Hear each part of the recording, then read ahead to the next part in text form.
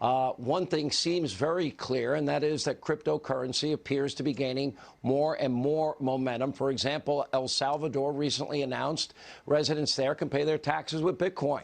Silicon Valley titans, whether you like his politics or not, CEO of Twitter, Jack Dorsey, he's promoting it as the way of the future. So do you know what a blockchain is? What is blockchain technology? What are the differences between Bitcoin, Ethereum, and a bunch of other cryptocurrencies? What is a Bitcoin wallet? What is an exchange? One thing I can say is that the phenomenon and interest is very real. Here to break it all down, MicroStrategy CEO Michael Saylor is with us. All right, from a distance, I have been following you. I have been studying you. I have spent hundreds of hours with two particular friends of mine. They broke me down. And I wish I knew more. I still can't explain the algorithm. I know what an algorithm is, but an algorithm that never has a final answer, I have a hard time understanding. Why don't you break this down simply for people like me that don't fully understand it? Okay. Well, let's start with the basic principle. People came to the United States for two things, property and freedom. And Bitcoin represents property and freedom to 8 billion people.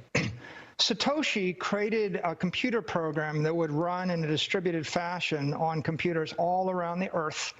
And that program creates 21 million virtual coins in cyberspace.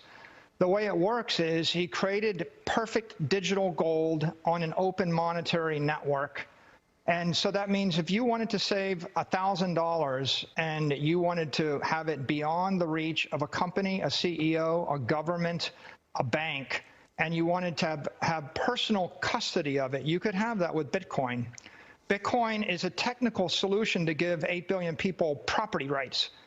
If I can own $100 in my hand as easily as I can own $1 billion.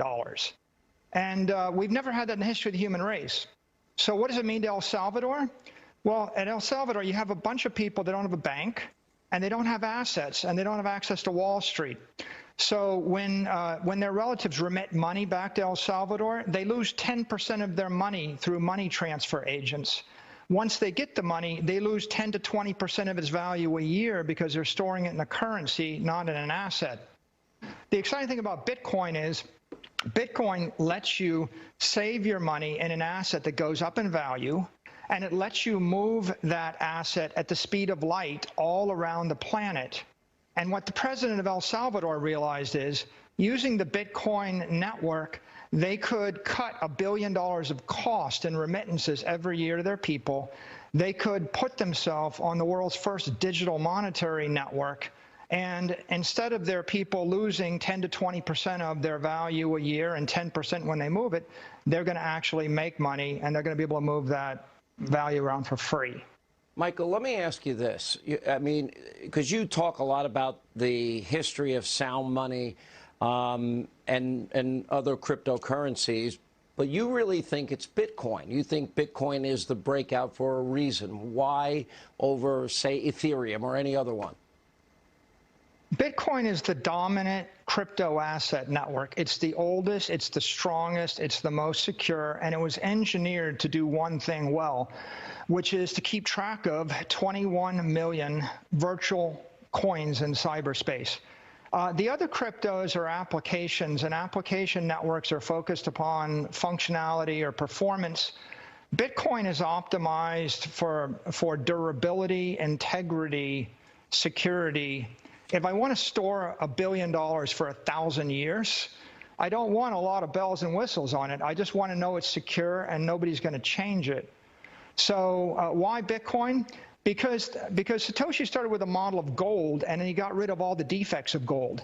If you took gold and you said you can't mine anymore, you can't use it for jewelry, and nobody can rehypothecate it or short it, and you could take personal custody of it in your head, and no one can steal it from you, you would have a better gold. And so Bitcoin is designed to be that long-term store of value. And of course, humans have been looking for a way to store their life force in a store of value for thousands and thousands of years. It's kind of part of the human dream. What do you say to critics that worry that it will lose all of its value? Or what do you say clearly governments, some seem to be dead set against this. What do you say to them? Well, first of all, it's the most successful technology in our lifetimes. It's grown faster and more powerfully than Google or Facebook or Apple or Amazon.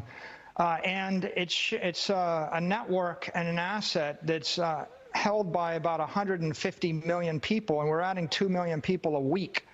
So other than the dollar and the euro, it's the most widely held monetary asset in the world. And there's every indication that nation states are embracing it. Jerome Powell says it's a digital asset. Christine Lagarde says it's a digital asset. The head of the SEC taught a class on it. I think that people understand it's not a threat to the dollar, by the way. What's going to happen is the U.S. dollar is going to be the world reserve currency, and it's going to run on billions and billions of mobile devices. And the digital asset that underlies that currency is going to be Bitcoin. Wow. I will tell you, my friends got me addicted. I'm a student. I'm learning. I'm still on the first chapter of sort of like cryptocurrency for dummies, but I can't read enough of it. I love reading your stuff, and we appreciate you sharing it with us. Thank you. Yeah, it's my pleasure.